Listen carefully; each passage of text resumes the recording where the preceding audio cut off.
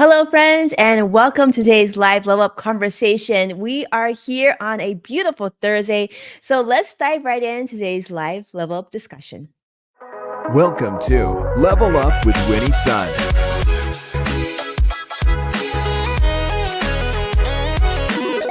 Market update. Speed round. Award-winning financial pro. And now, get ready. I present to you Level Up with Winnie Sun.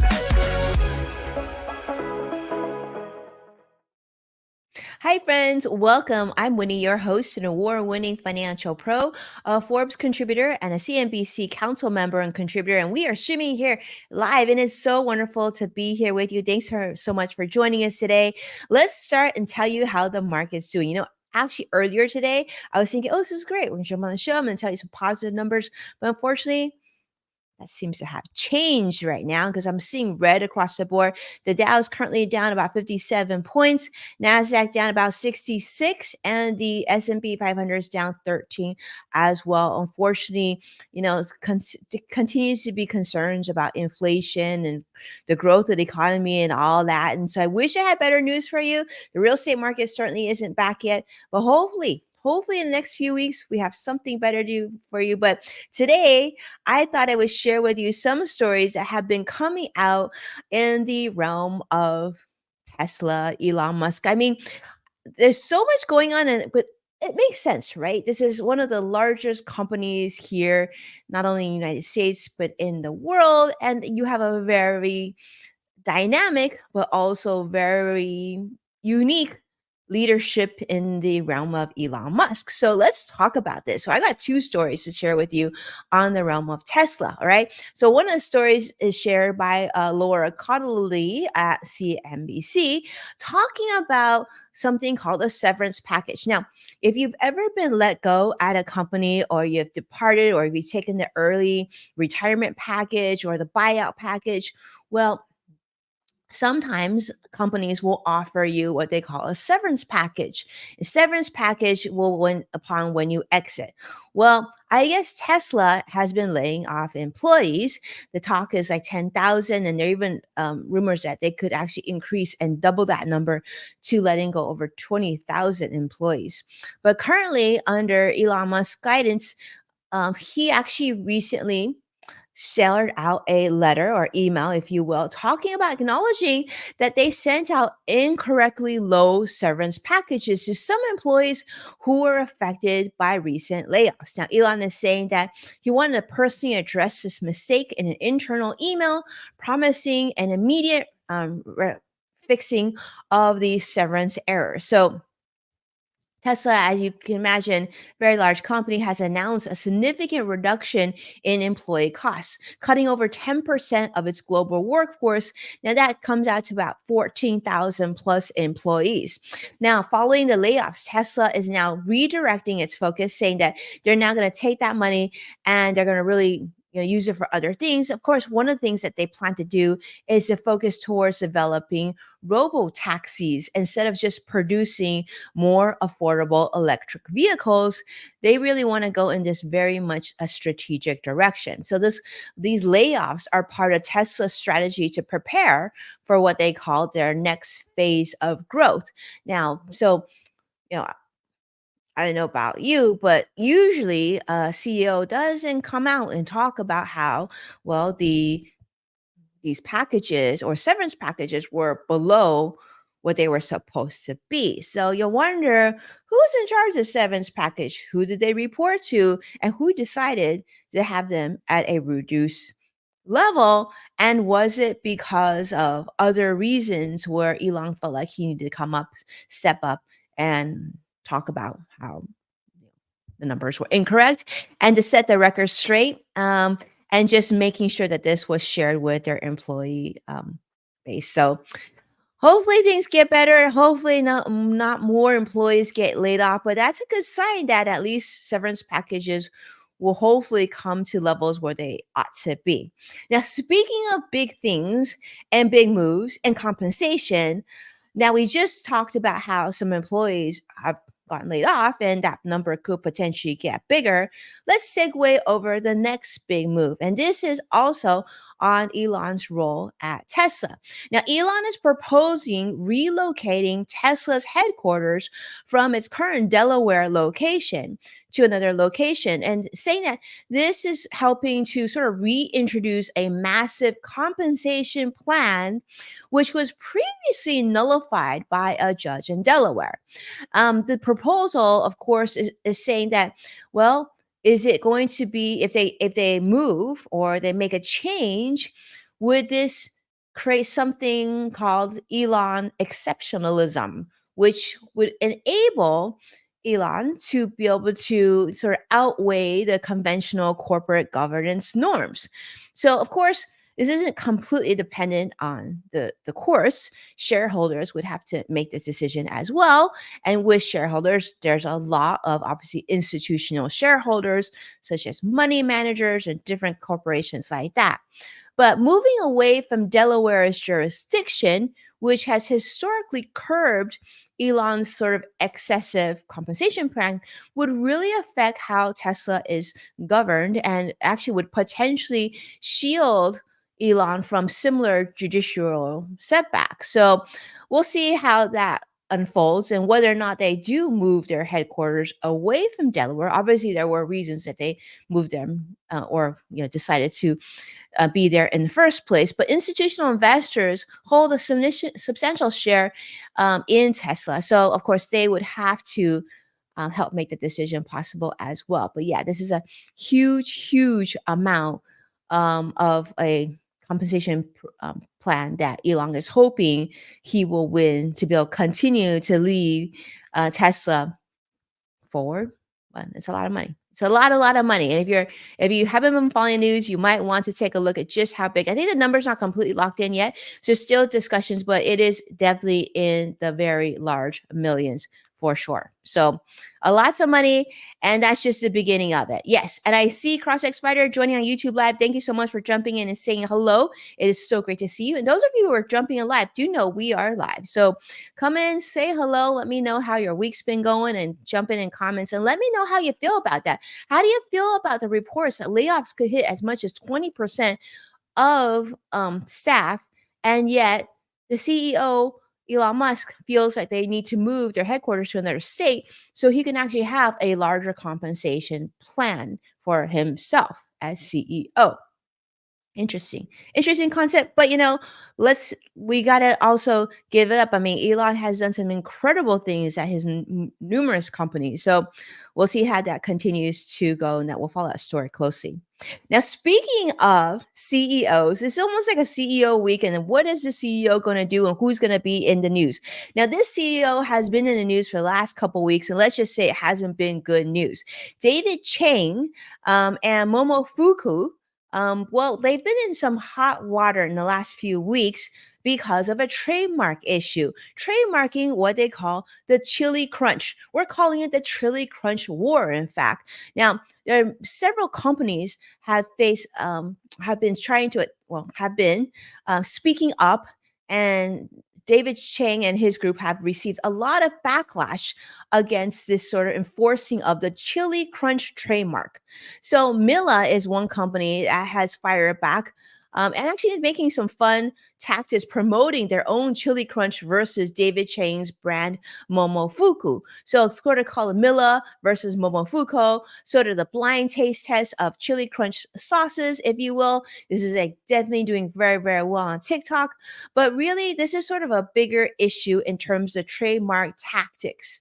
So this was shared on actually today by the Today content, website, on their TV show, the whole Today franchise. Rachel is talking about the public apology. In fact, David Chang has issued a heartfelt apology to the Asian American Pacific Islander community and others who actually have felt marginalized by Momofuku's attempt to trademark what they call the chili crunch. Now, they're saying that they didn't realize, they didn't think, they didn't feel like that, and they didn't, it wasn't intentional that they would have this negative impact. But nonetheless, due to, I'm sure, because of social pressure and consumer pressure and people just saying, feeling like David Chang was being a bully, well, now David has announced that on his podcast that Momofuku would now cease enforcing the Chili Crunch trademark. Now, for those of you who are watching me live, let me ask you, have you tried Chili Crunch? Have you tried Momofuku's? Have you tried another brand? And how do you feel about these trademarks? I mean, they said his original statement was, you could call it Chili Crisp, which isn't trademark, but if you're going to call it Chili Crunch, I guess it's like chili oil, but with a crunchy feel to it. Well, then you would actually infringe on Momofuku's trademark issue here. So the trademark attempt definitely sparked considerable backlash on social media, especially from small business owners and minority women-led enterprises who really saw this as really unfair. And then this was a move against just traditional fair competition and sort of cultural authenticity. So initially, Momofuku had sought to differentiate itself in their own product by naming it Chili Crunch instead of like Chili Crisp, saying that it makes it more iconic and maybe people would buy their product more often because of the term chili crunch. They actually had received a cease and desist from Chili Kernel, which when launching their original product, which led to the purchase by Momofuku of the trademark, an agreement allowing continued use by the original company. But now it seems like it was kind of a classy mistake, but perhaps it's to the betterment because now the term chili crunch can be used widely and there will no longer be trademark issues there. So that's a good thing, right? All right. So CrossFit Fighter says hasn't tried either one. Well, maybe this is an excuse to try. Maybe it'll benefit David Chang, Momofuku. I don't know. How do you feel about that? Does this make you want to go and support his company? You feel like you're going to go buy a jar? I will be honest with you. I do have a jar. This is before this came about. One of my good friends actually gifted me a bottle, and I just feel like I'm going to go open it now and just try it and see what this crunch is all about. All right. Speaking of which, let's segue to the next story. Now, this is going to be a one that I think that will benefit a lot of us, a lot of you, perhaps. And this is the continuation, sort of the next level of the Biden administration. They're releasing now another formal proposal for student loan forgiveness. So this is at that next level plan. They're launching sort of a renewed student loan forgiveness initiative. This is being shared by my friend Annie Nova at CNBC. So they're saying this actually could help, actually, they're saying could help millions of borrowers more effectively. So they're saying that those who are interested have until May 17th to submit comments on the new proposal, which is designed to be, like I said, more legally robust than previous efforts. And unlike the broad cancellation previously attempted, this plan is very much focused on specific borrower groups, particularly those who are on the income driven repayment plans and those who earn under $120,000 a year as individual single filers. You just did your taxes, so you might know if you're in this category, right? So, this forgiveness plan is including a forgiveness of $20,000 and unpaid interest, which is designed to address concerns about sort of higher interest rates that we continue to experience, especially, you know, during the last few years, inflation's been sky high. Well, interest rates have also been sky high. So, this extended eligibility for cancellation is going to sort of help those with long term debt, those who have 20 years for undergraduate, 25 years for graduate loans. They're going to be qualified for a complete cancellation of their new guidelines. So, yeah, you have until May to put out your comments about that, how you feel about that. But that's what we know so far on the student loan basis. Now, those of you, and I know many of you, still are being challenged by student loans. Hopefully, that's some good news for you. For those of you who don't have student loans, I welcome your comments as well. Let us know how you feel about this decision. You think it's good? You think it's bad? I think, it really depends on who you ask. But I think we do know that student loans and high interest rate is definitely very much a pressing problem and continues to be a problem here in the United States. Now, speaking of perhaps not so much of a problem now, let's talk about how, well, the happiest place on earth, maybe it's just getting a little bit happier. I want to talk to you about Disneyland here in Anaheim, California, Southern California. They are going to be expanding. And if you haven't visited Disneyland in a few years, well, this just might be an excuse to do so. So Disneyland's 40-year, $1.9 billion expansion plan is coming because the Anaheim City Council has given an absolute okay. So almost $2 billion expansion plan. This is shared by Tom Tapp on Deadline. This was a unanimous approval. In fact, the Anaheim City Council said absolutely Disney can go forward with their expansion, setting the stage for the final vote to happen on May 7th. So next month, a lot of decisions being made. Now, during a very long public hearing, various stakeholders, including local residents and Disneyland employees, voiced both support for and, of course, concerns about this expansion.